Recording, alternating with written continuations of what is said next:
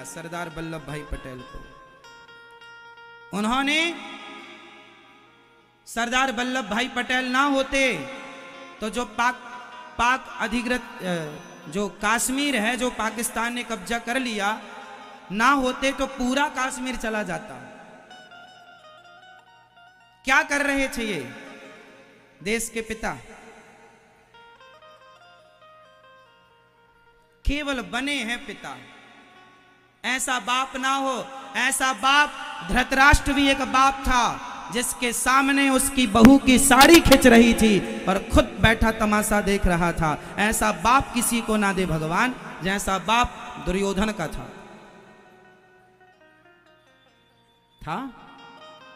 भरी सभा में खुद की औलाद साड़ी उतार रही है। किसकी? खुद की बहू।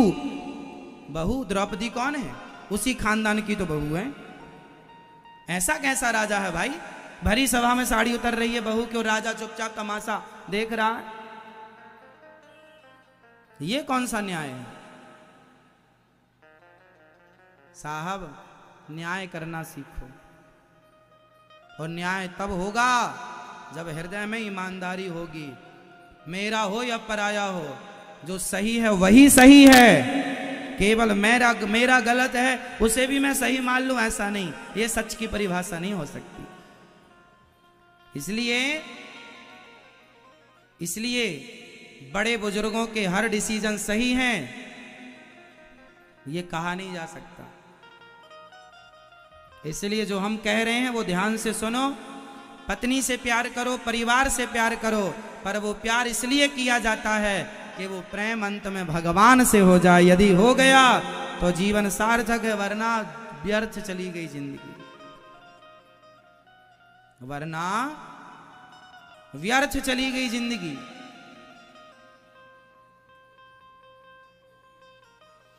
इतिहास पढ़ा करो साहब। फेसबुक व्हाट्सएप में कुछ नहीं रखा। आगे बढ़ो, और आगे वही बढ़ता है जिसने सही इतिहास पढ़ा है। आज स्कूलों में हम लोगों को जो पढ़ाया ना, जो जीता वही सिकंदर, गलत पढ़ाया है। गलत पढ़ाया। चंद्रगुप्त मौर्य ने भी पराजित किया था इसे। यदि सिकंदर में दम थी तो फिर भागा क्यों चला गया था भारत छोड़ के? यदि राजा था, सम्राट बनना था, जीत लिया था सबको, तो भारत छोड़ के भागना क्यों पड़ा उसे? इसका मतलब उसके बाप यहां बैठे थे, हमारे देश के वो वीर महापुरुष राजा महाराजा जिनके नाम से कांप जाता था सिकंदर।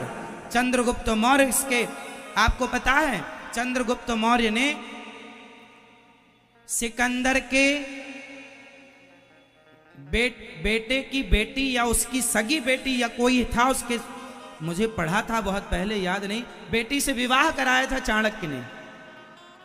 किसी ने कहा चंद्रगुप्त मौर्य का विवाह आपने उनसे करा दिया। कराया था। इसलिए चाणक्य ने कहा इसलिए कर कि इसके जन्म गर्भ से जो बेटा होगा ना, उसे हम राजा महाराजा नहीं बनाएंगे, क्योंकि विदेशी नारी है, इसका भरोसा नहीं है। लेकिन शादी इसलिए कर ली कि सुन, क्योंकि वो हर 2 महीने बाद सेना तैयार करके आ जाता था आक्रमण करने। तो चाणक्य ने कहा इसके संबंध बना लो, अर्थात इसके बेटी से कोई था, उसकी कोई बेटी सगी, कर लो विवाह, ताकि ये इस तरफ आए ना। तो उसको इस तरीके से फिर भगाया। पहले तो युद्ध में हराया, पर मारा नहीं, चल जा, भगा दिया उसको।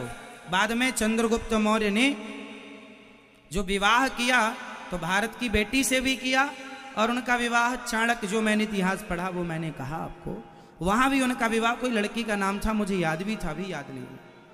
तो विवाह किया, बड़ी गणित थी। जैसे पहले के राजा महाराजा क्या थे कि पहले के राजा जो थे ना, वो विदेशी महिलाओं से विवाह कर तो लेते थे, लेकिन विदेशी महिलाओं के बच्चों को राजा नहीं बनाते थे, क्योंकि इसका खून तो कुछ ना कुछ विदेशी है। कोई पसंद आ जाए, किसी कारणवश करना हो तो कर लेते थे, पर उसकी संतान को राजा नहीं बनाते थे। ऐसा हमारे यहाँ का नियम था। समझदार लोग ये नियम फॉलो करते थे। कितना गजब की प्लानिंग थी ना हमारे यहाँ की। चाणक्य की खोपड़ी कितनी तेज थी। कुल मिलाकर अपना इतिहास पढ़ोगे तो आप भी आगे बढ़ोगे। और वही जो जीता वही सिकंदर पढ़ते रहोगे तो जहां हो वहीं रहोगे। तो हमें क्या करना है? अपने भगवान से प्रेम करना है, अपने इतिहास को जानना है और अपनी बहू से लड़ना नहीं है। सदा बहू की क्या करेंगे? तारीफ। सास की क्या करेंगे? तारीफ। और भाई से क्या करेंगे? प्रेम। आपस में नहीं लड़ेंगे।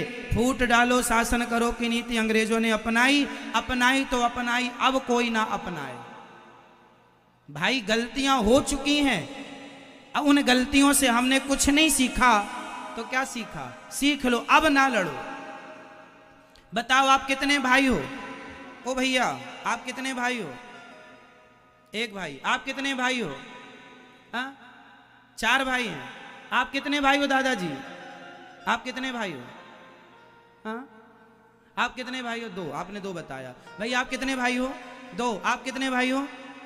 4। आप कितने? 5। आप कितने भाई हो? आज मैं आपको बताऊंगा कि आप कितने भाई हैं। आप जो कह रहे हैं 2 3 4 5 6 1, गलत कह रहे हैं। सबका उत्तर गलत है। सही उत्तर सुनो। हम सभी भारतीयों के 4 भाई हैं। हम 4 भाई हैं, हम सहित। कौन कौन भाई हमारे?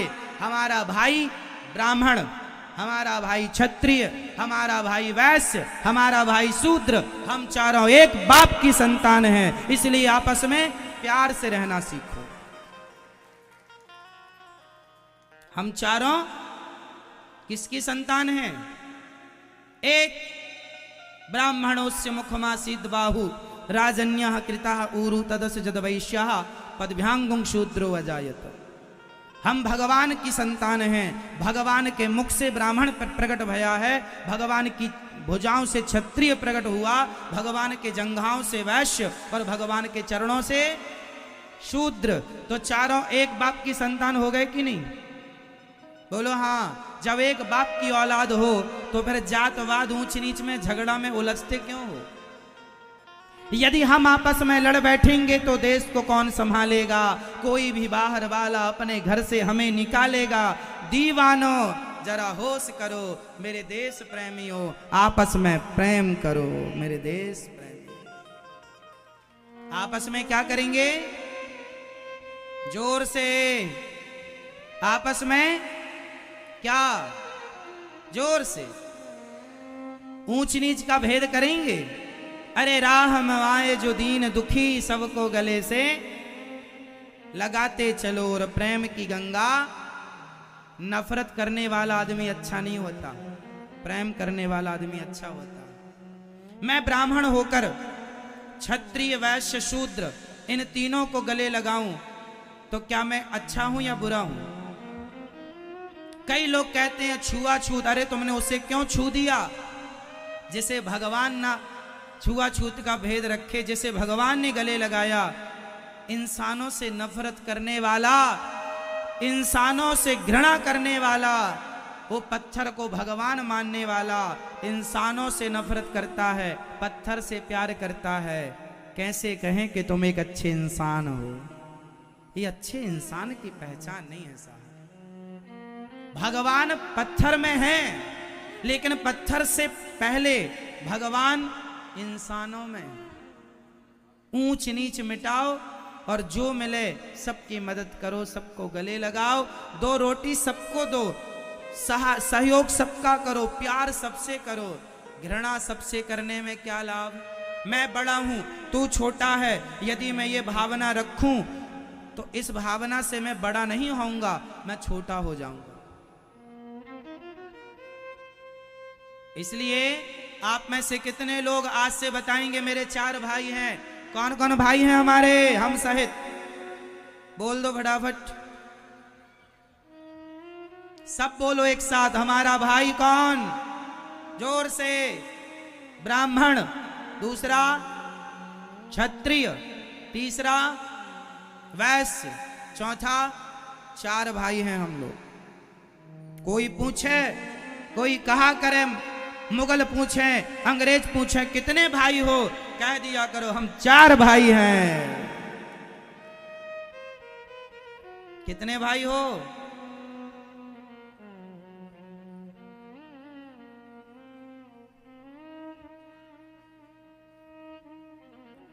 देश से प्यार करना सीखो। क्या जात है आपकी? क्या जात है? हमारा देश जात में बटा हुआ है। ये पंडित जी हैं, ये दुबे जी हैं, ये तिवारी जी हैं, ये अग्रवाल जी हैं, ये हैं फला जी हैं, फला जी हैं, फला जी हैं। क्यों नहीं? आज से आपको एक ही जात बतानी है। हम 4 भाई हैं, हमारी माता भारत माता है और हम एक ही जात के हैं। हिंदू हमारी जात है और सनातन हमारा, सत्य हमारा धर्म है। सत्य हमारा, सत्य सनातन धर्म, सत्य हमारा, बोल दो, सत्य हमारा धर्म है। हिंदू हमारी जात है, भारत हमारी माता है। 4 भाई हैं हम लोग, ब्राह्मण, क्षत्रिय, वैश्य और शूद्र। बाप कौन है तुम्हारा? भगवान हमारे पिता, श्रीमन्नारायण राम कृष्ण हमारे पिता हैं। ठीक है? जहां सुमति तहां संपत्ति नाना, जहां कुमति तहां विपत्ति निदाना। जिस देश में एकता होती है मेरी मां, वो देश तरक्की करता है। जिस देश में आपस में झगड़ा हो, फूट हो, वो परिवार, वो घर, वो आदमी, वो राज्य, वो देश कभी तरक्की नहीं कर सकता जहां आपस में फूट है। इसलिए आपस में एक झाड़ू तिनकों से बनती है। एक झाड़ू किससे बनती है? तिनकों को जोड़ लीजिए और बांध दीजिए उसका, पूरे सारे मिलाकर, और फिर कचरा साफ करिए, तिनकों से कचरा साफ हो जाएगा। एक झाड़ू बंधी हो, तिनके आपस में जुड़े हो, तो वो कचरे को साफ कर देते हैं। पर वही झाड़ू यदि उसकी रस्सी खुल गई और झाड़ू के तिनके बिखर गए तो स्वयं वो कचरा बन जाती है। आपस में बिखर जाओगे तो कचरा हो जाओगे, और संगठित रहोगे तो बड़े बड़े अपराधियों को, बड़े बड़े दुष्टों को, बड़े बड़े ताकतवर लोगों से हम संगठित होकर लड़ सकते हैं, उन्हें पराजित कर सकते हैं संगठन के बल पर। संगठित रहना सीखो मेरे भारतीयों। लड़ो मत जातवाद पर कि मैं ये हूं, मैं वो हूं, मैं बाद में ब्राह्मण, क्षत्रिय, वैश्य बन जाऊंगा। पहले सच्चे इंसान तो बन जाओ। सच्चे इंसान बनो। सभी में बांट कर खाए उसे इंसान कहते हैं। पराया दर्द अपनाए उसे इंसान कहते हैं। यूं भरने को पक्षी भी अपना पेट भरते हैं, सभी में बांट कर खाए उसे इंसान कहते हैं।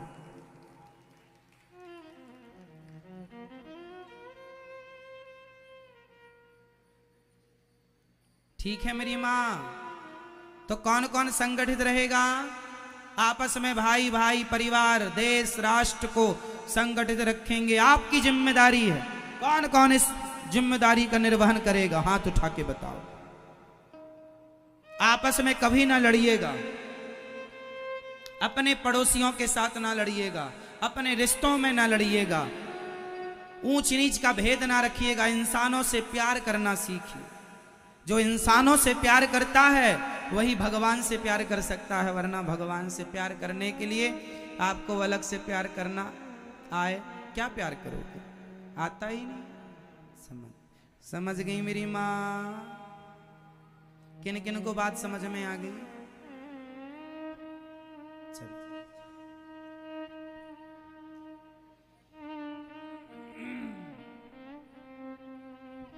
मेरी माँ,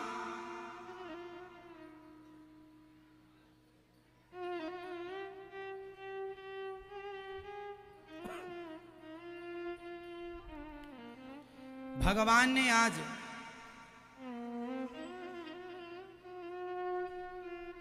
एक दिव्य लीला की।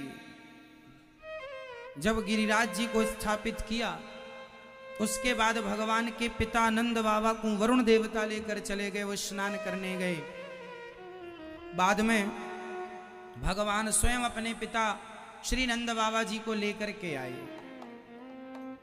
और नंद बाबा जब आए तो भगवान के प्रभाव को बताया। जब भगवान के नंद बाबा जो पिता है ना, एक बार उनको वरुण देवता चुरा कर ले गए थे, हरण करके।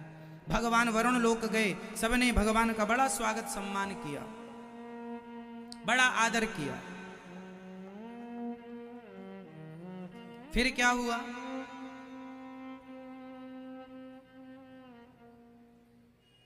बड़ा आदर सम्मान।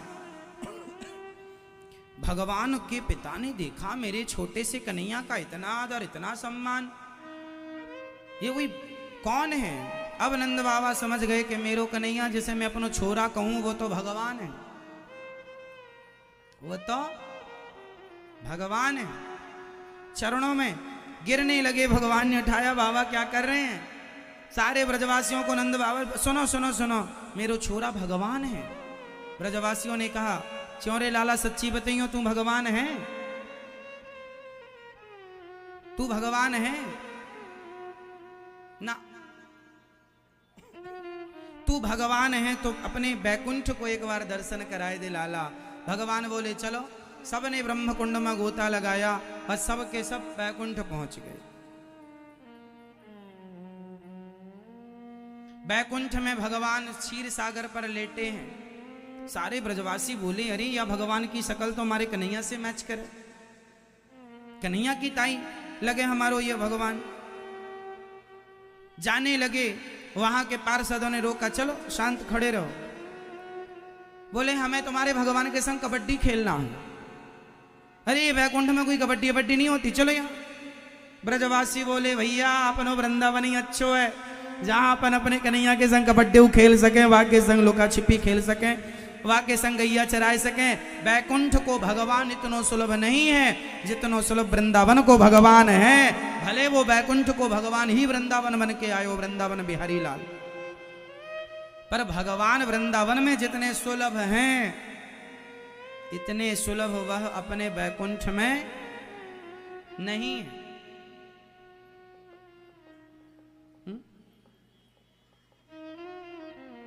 सारे ब्रजवासी वृंदावन वापस आए हैं और सारे ब्रजवासियों ने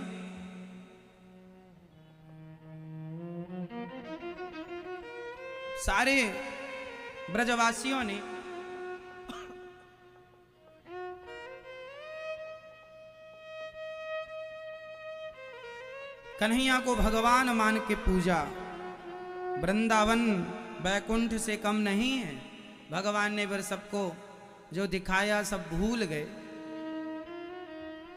आज भगवान ने यमुना के पुलिन तट पर खड़े होकर गोपियों को बुलाया है। यमुना के पावन तट पर खड़े होकर श्याम सुंदर ने बांसुरी बजाई।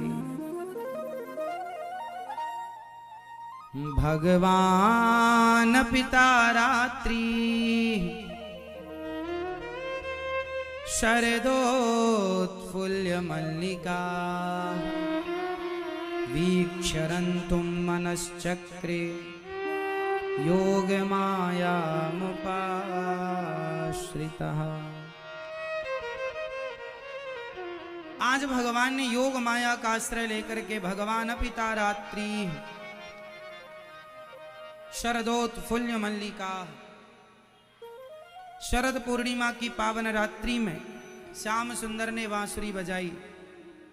और बांसुरी में कौन सा मंत्र छेड़ा? क्लीम बीज मंत्र।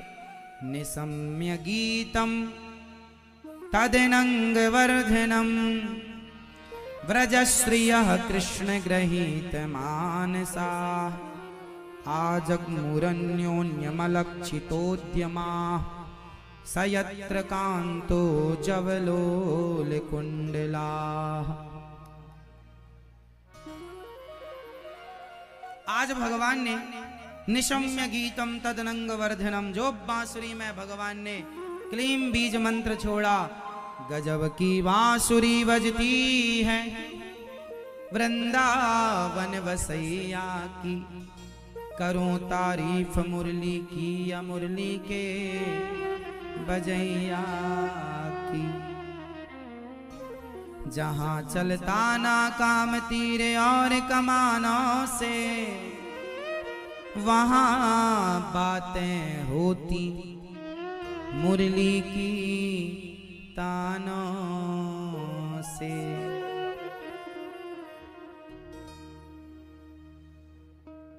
गजब की बांसुरी बजती है वृंदावन बसैया की। करूं तारीफ मुरली की या मुरली के बजैया की। जहां चलता ना काम तीर और कमानों से, वहां बातें होती मुरली की तानों से। भगवान की अद्भुत बांसुरी बजी है, सबके कानों को आनंदित करने वाले शब्द पढ़ रहे हैं और सब गोपियां खिंची चली आई। उनको ही सुनाई पड़ी बांसुरी की ध्वनि, जो भगवान जिन्हें सुनवाना चाहते थे। जिन्हें नहीं सुनवाना चाहते थे उन्हें सुनाई नहीं पड़ा। भगवान गोपियों को बुला रहे हैं। आज सारी गोपियां काम कर रही हैं। क्या क्या काम कर रही हैं गोपियां? दुहंत्यो भिययुः काश्चित् दोहम हित्वा समुत्सुका, पयोधिश्रित्य संयाव मनुद्वास्या पराययुः। दोहंत्यो भिययुः काश्चित्, गाय दौड़ रही हैं गोपियां। दोहम हित्वा समुत्सुका, गाय दौड़ रही हैं। बांसुरी सुनाई पड़ी, गाय वहीं, बर्तन वहीं, सब छोड़कर दूध दही चल पड़ी सखी। एक सखी आंखों में काजल लगा रही थी। वाह, आंखों में काजल लगा ही था, एक में दूसरे में नहीं लगाया। बांसुरी सुनाई पड़ी, दौड़ पड़ी श्याम सुंदर की ओर।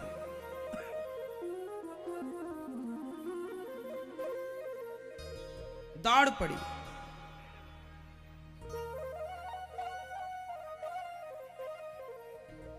एक सखी वस्त्र बदल रही थी कि पूरे वस्त्र पहन ना पाई, कहीं का वस्त्र कहीं पहन लिया और दौड़ पड़ी। एक सखी अपने बच्चे को दूध पिला रही थी, गोद में लेकर दूध पीते बच्चे को छोड़ दिया सखी ने, दौड़ पड़ी श्री कृष्ण के लिए। ये गोपियां कोई सामान्य गोपियां, गोपी का अर्थ क्या है?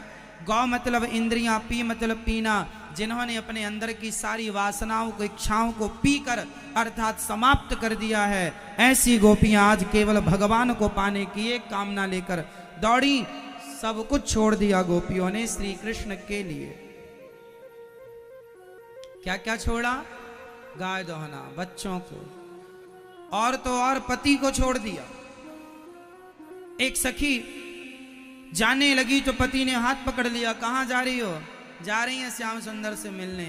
बंद कर दिया कमरे में। कैसे जाओगी?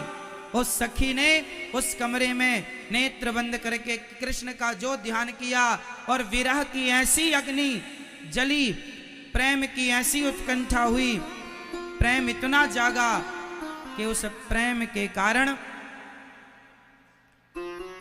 अधिक प्रेम के कारण उस सखी की शरीर छूट गया और आत्मा जाकर सबसे प्रथम भगवान से प्राप्त मिल गई। और गोपियां भगवान से इतना प्रेम करती थी कि उस प्रेम की अग्नि के कारण गोपियों के कई जन्मों के जो पाप थे वह जलकर भस्म हो गए। जन्म जन्म के पाप जलकर क्या हो गए? भस्म हो गए।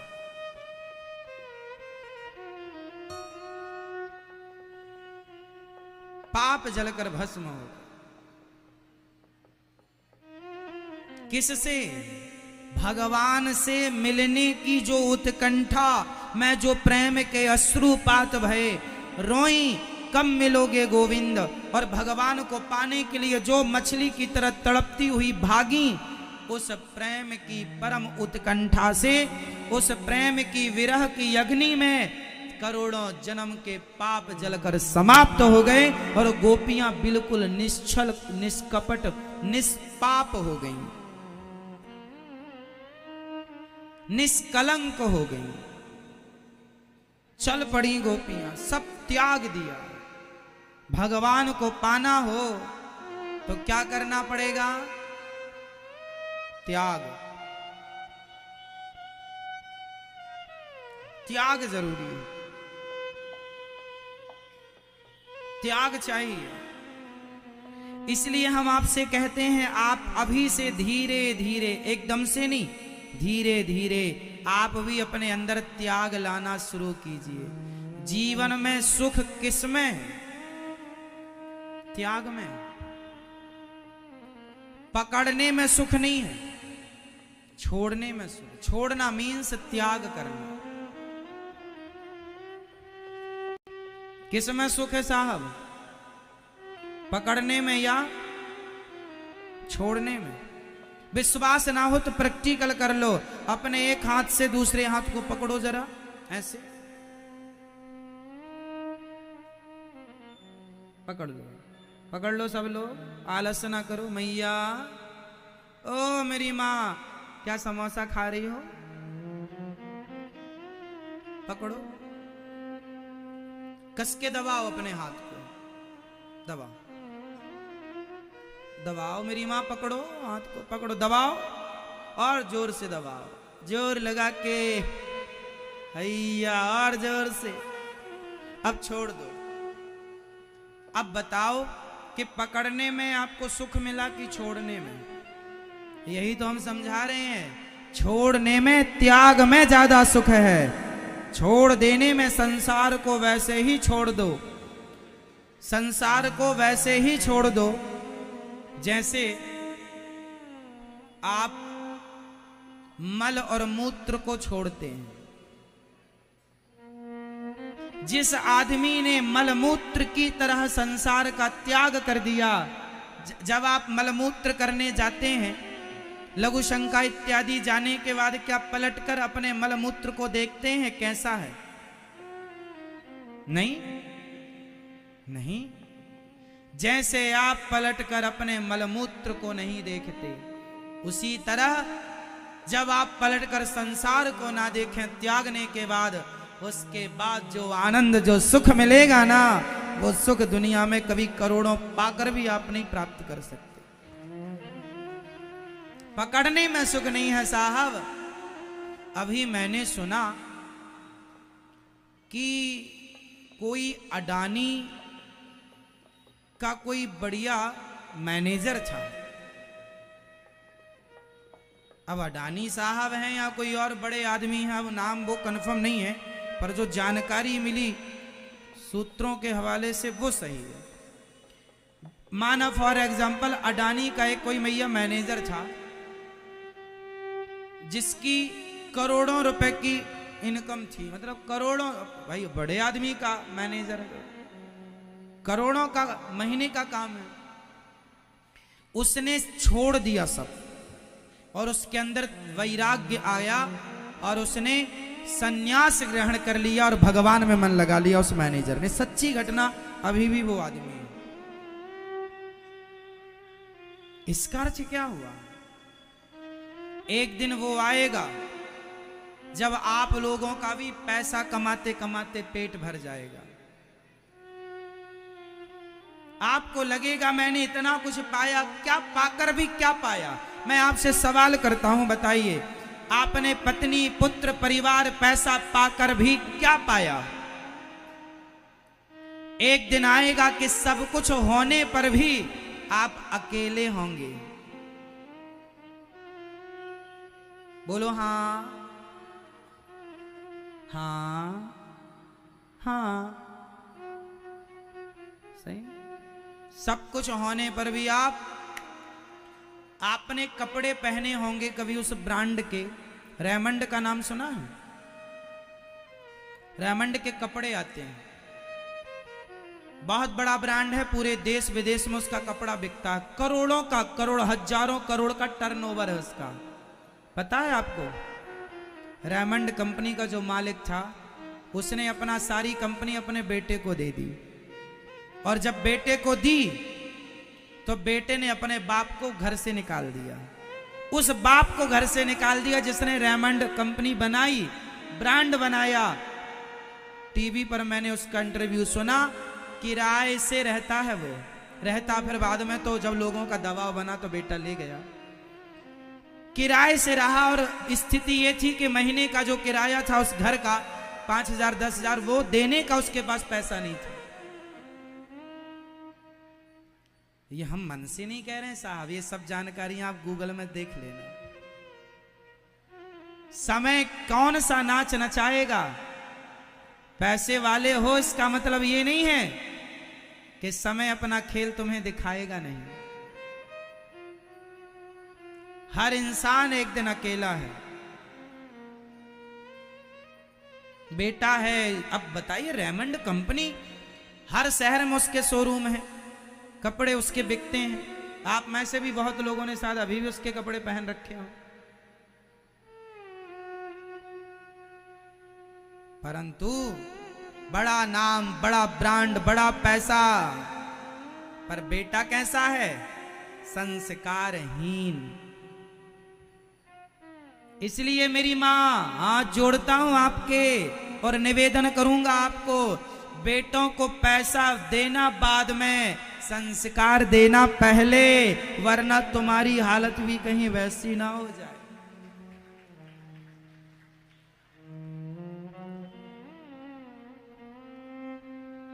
इसलिए पकड़ने में सुख नहीं है, बोलो, छोड़ने में। बुढ़ापा आ गया, बाल पक गए, धीरे धीरे छोड़ो, अब सबसे मन हटाओ।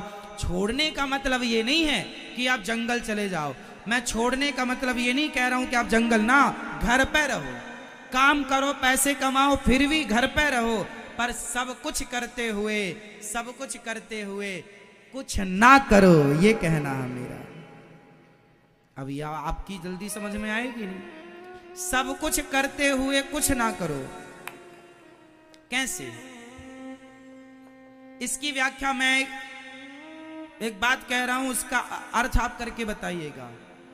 आपसे हम कह रहे हैं, आप सब कुछ करो, पैसा कमाओ, नाम कमाओ, इज्जत कमाओ, घर परिवार की जिम्मेदारियां निभाओ, सब कुछ करते हुए आप कुछ मत करो। इसका क्या अर्थ है? क्या अर्थ बताइए? सब कुछ करते हुए आपको कुछ नहीं करना, इसका क्या अर्थ है? इसका देखो, इतनी सी बात, एक लाइन में बात खत्म हो गई। मैं कह के तो आगे बढ़ जाऊं, आप समझ भी गए, लेकिन कुछ लोग समझे, कुछ संशय, करते हुए भी कुछ नहीं करना क्या है, करते हुए भी कुछ नहीं करना क्या है, सब करो कुछ भी ना हो, ऐसा क्या? इसको समझाते हैं, समझो। हम इसलिए थोड़ा दृष्टांत, एग्जाम्पल देने में हमें थोड़ा टाइम लग जाता है ना, पर बात समझाते हैं आपको ताकि बिल्कुल समझ में आए। सब कुछ करते हुए कुछ नहीं करना, जैसे आपके घर में काम वाली बाई है, उससे अच्छा उदाहरण कोई हो नहीं सकता। काम वाली बाई है आपके यहां? नहीं है, तो आपने देखा सुना तो होगा ही। काम वाली बाई है, वो आपके घर काम करने आती है, झाड़ू पोंछा बर्तन चौका लगाती है, आपके बच्चे की मालिश भी करती है, आपके बच्चे को नहवाती धुलाती, सब करती है, पर वो आपके बच्चे को अपना बच्चा नहीं मानती। बोलो हाँ, उसका अपना बच्चा घर में है। वो आपके घर में झाड़ू लगाती है, पर आपके घर को अपना घर नहीं मानती, उसका अपना घर अलग है। बोलो हाँ। वो काम आपके घर में करती है, पर आपके घर को अपना नहीं मानती। वो मालिश तेल आपके बच्चे की करती है, पर आपके बच्चे को अपना बच्चा नहीं मानती। विश्वास पात्र है तो आपके 1000 5000 रुपया भी गिन के रख देगी, पर वो आपके रुपया को अपना नहीं मानेगी। बस वो काम वाली बाई की तरह आपको जीवन जीना है। वो काम वाली बाई आपके घर में सब कुछ करती है, पर सब कुछ करती हुई वो कुछ नहीं करती। आप घर परिवार की सारी जिम्मेदारियां निभाओ, सब कुछ करो, पर सबसे मन हटाकर भगवान में मन लगा दो, ये हम कहना चाहते हैं। सब कर, जैसे काम वाली बाई आपके बच्चे को नहवाती धुलाती काम करती है, पर अपना नहीं मानती। आप भी रहो, काम करो, पर इसे अपना ना मानो। बेटे के साथ रहो, बेटों की जिम्मेदारी पूरी करो, पर बेटे को अपना ना मानो। घर को अपना ना मानो, फैक्ट्री को अपना ना। ये फैक्ट्री किसकी है? भगवान की। घर किसका? भगवान का। परिवार किसका? भगवान का। सब भगवान का, अपना कुछ ना मानो। अपना मानना है तो केवल मेरे तो गिरधर गोपाल, दूसरो ना कोई। भगवान को अपना मानो और संसार को सपना जानो। भगवान को अपना मानो और संसार को सपना जानो। सपना है, एक दिन ये सपना टूट जाएगा। टूटेगा कि नहीं मैया? सपना टूट जाता है ना। एक दिन आपका पति, एक दिन आपकी पत्नी, आप पति पत्नी हो ना, आप दोनों में से एक जन पहले जाएगा भगवान के घर, तब आप दो में से एक ही बचोगे। अब कब जाएगी या कब जाएगा ये भगवान तय करेंगे, पर आप दोनों में से दो में से एक ही बचेगा आखिरी में। हाँ, इसलिए थोड़ा अकेले रहा करो। अभी से अकेले रहने का अभ्यास कर लो, क्योंकि इस सत्य से मुंह मत मोड़ो कि एक दिन एक ही रह जाएगा। हाँ, ये सच्चाई है या नहीं? इसलिए अभी से अपना मन भगवान में लगाओ, अभी से अभ्यास करो, एक दिन अकेले रह जाओ। एक दिन आपका बेटा, आपकी बेटी शादी हो जाएगी, छोड़कर ससुराल चली जाएगी। बेटा दुल्हन आएगी, लेकर चला जाएगा, कह दे कि हमारा काम अमेरिका में लग गया, हम वहां जा रहे हैं। और तुम्हें तो छोड़कर चला गया, बेटा चला गया अमेरिका, लंदन, जापान, भगवान जाने जहां। पति भी चला गया, पत्नी भी चली गई। इसलिए मेरे तो गिरधर गोपाल, दूसरो ना। अभी से एक भगवान में मन लगाओ। अरे भगवान में दिल लग गया तो दुनिया चली जाए चली जाए, आप कभी अपने आप को अकेला महसूस नहीं करेंगे, क्योंकि तू अकेला ना ही प्यारे राम तेरे साथ हूं। करते हुए कुछ ना करना, मतलब मन ना लगाना संसार में। मन लगाना है केवल पकड़ने में, सुख नहीं है। कब से शुरू करोगे छोड़ना? आपके बालों का तो, बालों में आपके सबसे पहले भगवान ने कौन सा कलर किया था? भगवान ने आपके बालों में कौन सा कलर किया था सबसे पहले? ब्लैक, काला, काला कलर करके भेजा था ना भगवान ने। अब तो कलर भी उड़ गया। नहीं, आपका है अभी ना, देखो, पर उड़ेगा। एक दिन हमारे इन बालों का कलर उड़ जाएगा, और उड़कर क्या हो जाएंगे ये? सफेद। साहब अब तो बालों ने भी रंग बदलना शुरू कर दिया है। तुम भी अपना मन बदल लो, संसार से हटाओ, भगवान में लगाओ। हाँ? ये संसार है। कब भगवान ने गोपियों से कहा, देवियों जाओ अपने अपने घर। गोपियों ने कहा, कहाँ जाएं? आपके सिवा हमारा कोई नहीं है।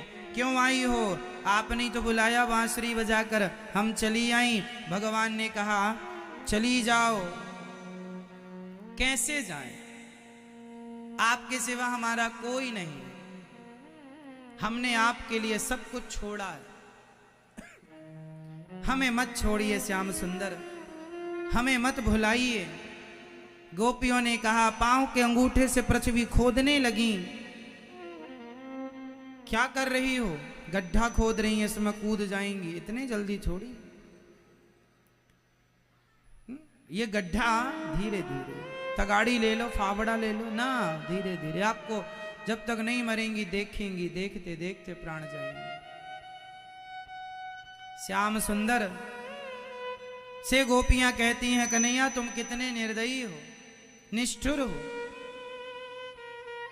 हमें छोड़कर। भगवान ने गोपियों से कहा, दोहसी लो दुर्भगो वृद्धो जड़ो रोग्य धनोक्तिवा पति स्त्रीभिर्नहातव्यो लोकेप्सुभिर्पातकी।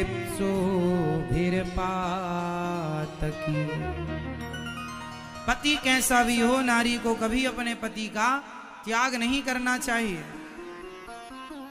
सारी गोपियां आई, भगवान ने सबका स्वागत किया। स्वागतम वो महाभागा प्रियम किम करवाणी वह ब्रजस्यानामयम कश्चित कच्चित ब्रूता गमन कारणम।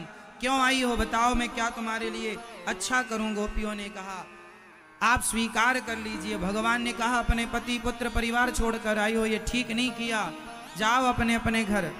कभी नारी को अपने पति का परित्याग नहीं करना चाहिए। नारी का धर्म क्या है,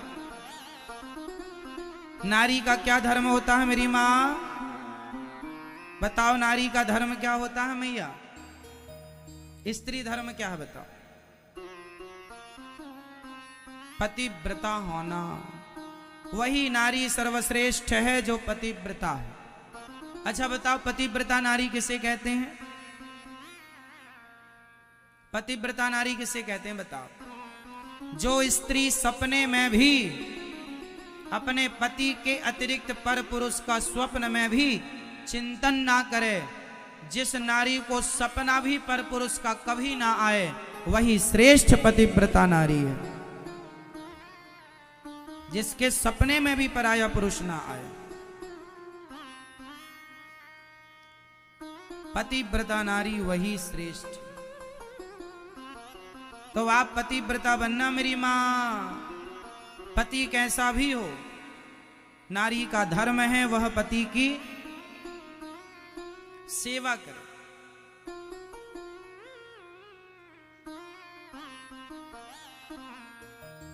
और पति का धर्म है कि वह अपनी नारी का सम्मान करे, आदर करे। पति पत्नी दोनों मिलजुल कर गृहस्थी चलाएंगे तो गृहस्थी आगे बढ़ेगी। और आपस में फूट पड़ गई, लड़ते रहो मरते रहो। आप में से कितने पति पत्नी ऐसे हैं जिनकी लड़ाई नहीं होती, प्रेम से आप लोग रहते हैं? कितने लोग प्रेम से रहते हैं? दो चार ही हाथ उठा रहे हैं, बाकी सब लड़ते हो। भाई आपकी लड़ाई होती है नहीं?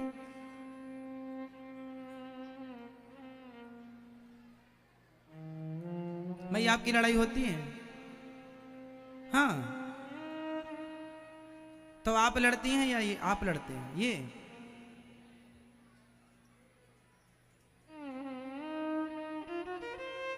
आपकी लड़ाई होती है पति से, तो आपकी तरफ से कि परमेश्वर की तरफ से? दोनों लड़ते हैं। कौन जीतता है फिर? आप जीतती हैं। नारी से कभी कोई जीता है?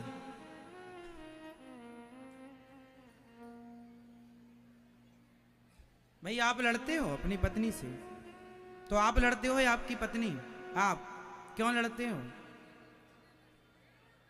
प्यार वाला लड़ा, सिर विर ना फोड़ लेना प्यार के चक्कर में, नहीं दोनों हॉस्पिटल में जाओ। पति पत्नी में लड़ाई लड़ना ठीक है, थोड़ा मोड़ा, घंटे भर की यदि क्या बोलचाल बंद हो जाता है ना, तो घंटे भर में बोल लिया करो। लंबा बोलचाल, लड़ाई कितनी भी हो पर बोलचाल बंद ना हो। यदि बोलचाल बंद हो गए तो 16 के सारे दरवाजे बंद हो गए, ये समझ लेना। 16 के सारे दरवाजे। इसलिए लड़ना झगड़ना ठीक है, ज्यादा वाला नहीं, हल्का फुल्का प्रेम से रहो। लड़ाई में कुछ नहीं सार है, कभी नहीं लड़ना चाहिए आपस में। पति को समझदार होना चाहिए। आप में से कितने पुरुष ऐसे हैं जो अपनी पत्नी का सम्मान करते हैं? हाथ उठा लो।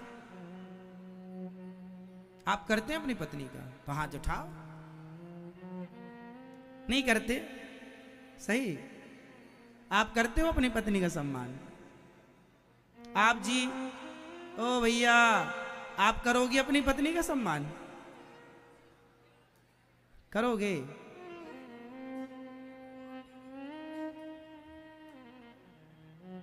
पति को चाहिए कि वह पत्नी का सम्मान करे और पत्नी को चाहिए वह पति का सम्मान करे। और गृहस्थी बहुत आराम से, लड़ने झगड़ने में सार नहीं है।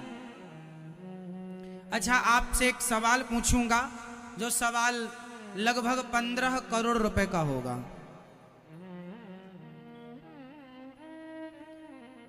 मैया अमरूद खा रही हो मेरी माँ, खा लो अच्छे से, फिर कथा सुन लेना। खाने को कहाँ रोज रोज मिलता है। यहां से भी, यहां से भी।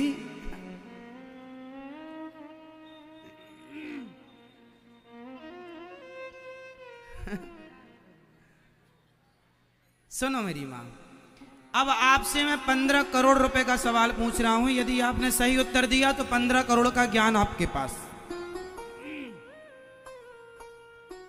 तो जीतना है आपको।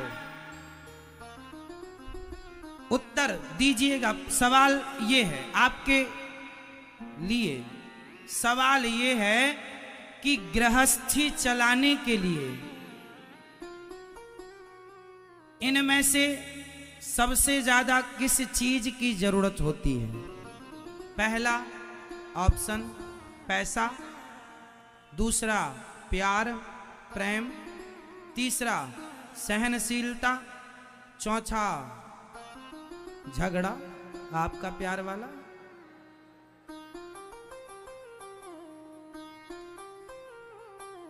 बताइए, गृहस्थी चलाने के लिए इन चार में सबसे ज्यादा जरूरत की, यदि इन चार में वो एक ऑप्शन कौन सा है जो किसी के पास होगा तो वह अपनी गृहस्थी चला ही लेगा?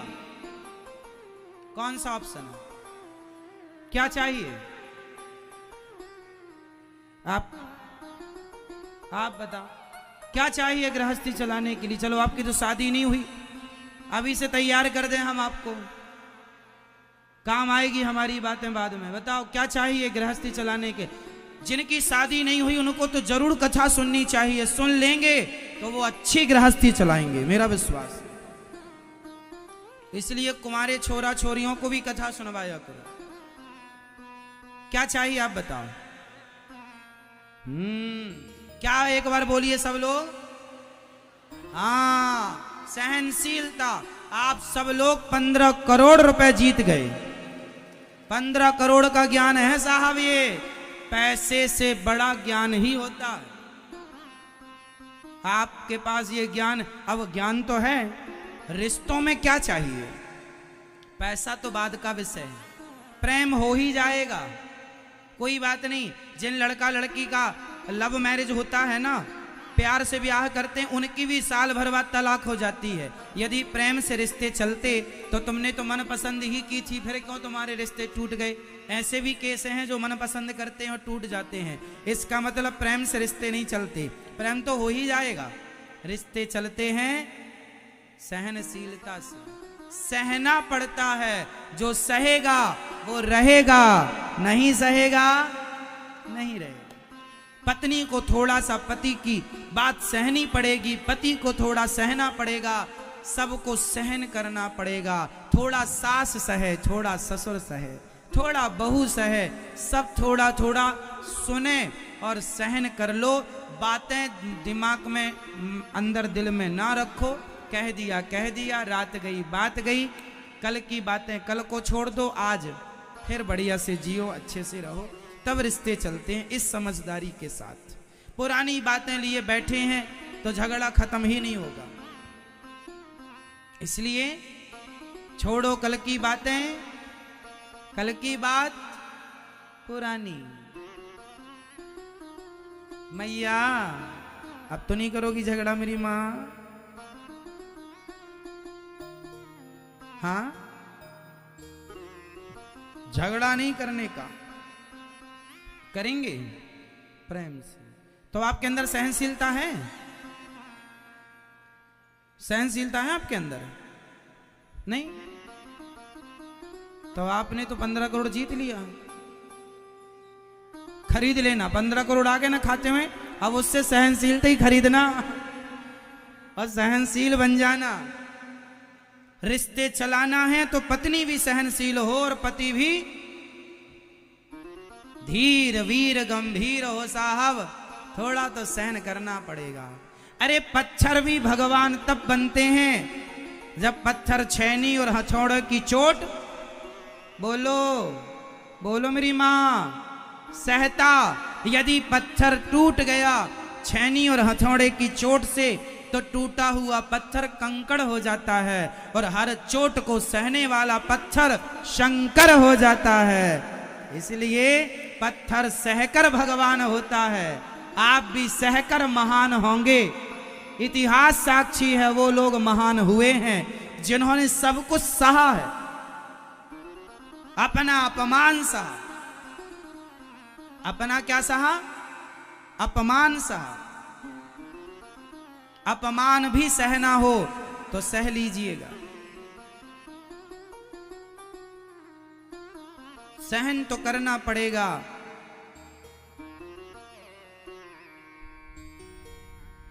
भगवान गोपियों से कहते हैं आप जाओ। गोपियां बोली आपके सिवा हमारा कोई नहीं। भगवान ने गोपियों के संग अब रास रचाने लगे। रास रचाए तभी गोपियों को अभिमान आ गया, मैं बड़ी सुंदर हूं। इसलिए भगवान हमारे साथ साथ चल रहे हैं, भगवान हमारे संग क्रीड़ा कर रहे हैं, झूम रहे हैं। अब सारी गोपियां भगवान को देखकर ये समझने लगी, जब भगवान गोपियों के पीछे पीछे चले, गोपियों को लगा हम बड़ी सुंदर हैं, हम बड़ी सुंदर हैं। गोपियों को हो गया अभिमान, और जहां अभिमान है भला वहां पर गोपियां अभिमान करें और भगवान ठहर जाएं, ऐसा हो सकता है? कैसे होगा? इसलिए गोपियों को अंदर अभिमान आते ही भगवान गोपियों को छोड़कर अंतर्धान हो गए, चले गए। किसे लेकर गए? श्री राधा रानी को लेकर चले गए। और जब भगवान गए गोपियां रोने लगी, हे श्याम सुंदर कहां चले गए? हे यमुना तुम ही बताओ मेरे श्याम सुंदर कहां गए? हे तुलसी तुम ही बताओ नंद नंदन कहां गए? हे कदम्ब तुम ही बताओ, हे लता पता तुम ही बताओ मेरे नंद नंदन श्याम सुंदर कहां चले गए? कहां हो गोविंद? जैसे ही भगवान छोड़कर गए गोपियां मानो अचेत सी हो गईं। क्या कर दिया हमने? अभिमान कर लिया। अभिमान आया, भगवान गोपियों के मध्य से चले गए। सारी गोपियां वैसे ही तड़पने लगी जैसे एक मछली पानी के लिए तड़पती है। जहां जहां जहां तड़प है वहीं भगवान है। गोपियां तड़पने लगी, हे नंद नंदन कहां? चलती चली जा रही हैं रात्रि में यहां वहां ढूंढती हुई, कोई पता नहीं। तभी एक सखी को पांव नजर आए। अरे सखी देख तो सही, ये श्याम सुंदर के पांव ये मिट्टी में गवे हुए हैं, चरण चिन्ह बने हुए हैं। ये देख जरा हमारे श्याम सुंदर का चरण चिन्ह है। अच्छा, एक सखी ने कहा सखी देख यहां दूसरे पांव भी हैं, लगता है कन्हैया के संग कोई और भी है। हाँ अच्छा, और आगे चली देखो यहाँ पर पुष्प बिखरे हुए हैं, जरूर उसने अपनी प्रियतमा के बालों में गजरा बनाने के लिए इस यहाँ से पुष्प तोड़ा होगा। यहाँ तो देखो पांव धसे हुए हैं, एड़ी उठी हुई है, जरूर यहाँ उचक उचक के तोड़ा होगा पुष्पों को। सारी सखियां आगे बढ़ती चली गई, बढ़ती चली गई, बढ़ती चली।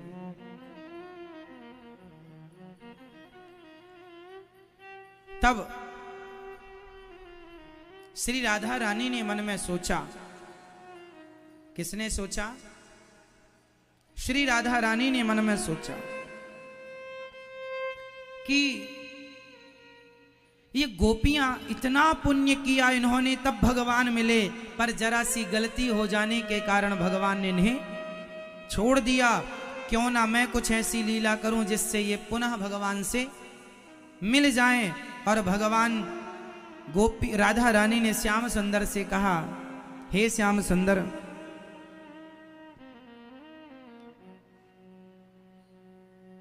मैं थक गई हूं। यहां राधा रानी कह रही है मैं थक गई हूं, और वहां गोपियां भगवान को ढूंढते ढूंढते, अब जब कहा कि हम कृष्ण का चिंतन करते करते गोपियां कृष्ण लीला करने लगी, एक पूतना हो गई। तो एक ने कहा मैंने कृष्ण पूतना को मार दिया, एक सखी ने हाथ उठा लिया, बोले मैंने पूरा गिरिराज उठा रखा है। गोपियां आपस में कृष्ण का चिंतन करने लगी, लीला करने लगी। श्याम सुंदर राधा रानी से कहते हैं थक गई हो तो आओ मेरे कंधे पर आकर बैठ जाओ। और जैसे ही श्याम सुंदर झुके, श्याम सुंदर श्री राधा रानी को छोड़कर भी चले गए। जब छोड़कर गए तो राधा रानी श्याम सुंदर के बिना मानो मूर्छित हो गई, प्राण निकलने की स्थिति, अचेत सी हो गई श्री राधा रानी। तब वहां गोपियां आईं और गोपियों ने राधा रानी को देखा, अरे सखी तुझे भी छोड़ दिया। वो सखी जिसे कृष्ण श्री कृष्ण ने छोड़ा था, वो सखी कौन थी? अनया राधितो नूनम भगवान हरिरीश्वरः। कौन है वो? अनया राधितो नूनम, कौन है वो? अरे सखी, अरे राधिका, आराधिका, अरे आराधिका, अरे राधा, क्या तुझे भी श्याम सुंदर ने छोड़ दिया? जिस सखी को श्याम सुंदर ने छोड़ दिया, छोड़कर चले गए, जिस सखी ने ये कहा कि मैं थक गई हूं, भगवान ने कहा मेरे कंधे पर आकर बैठ जाओ, वो सखी कौन थी? कौन थी वो? श्री राधा रानी ही थी। अब कुछ लोग कहते हैं कि भागवत जी में राधा रानी का नाम नहीं है। अच्छा भाई ये बताओ कि क्या आप अपने पति का नाम लेती हैं? जैसे यहां मेरे गुरुजी आकर बैठ जाएं तो कहा जाता है कि गुरुजनों के सामने गुरुजनों का नाम नहीं लेना चाहिए, पति के सामने पति का नाम नहीं लेना चाहिए, एक मर्यादा शिष्टाचार है।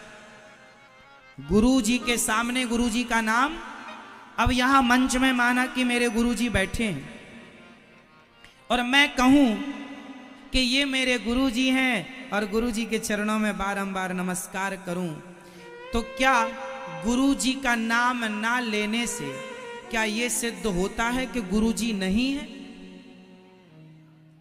समझिएगा भाई, गुरुजी हैं पर हम नाम नहीं ले रहे, नाम नहीं ले रहे हैं इसलिए कि गुरुजी का नाम नहीं लिया जाता। गुरुजी बैठे हैं पर गुरुजी का नाम हम नहीं ले रहे हैं। ऐसे ही प्रणाम कर लिया गुरुजी को, गुरुजी के चरणों में बारंबार प्रणाम।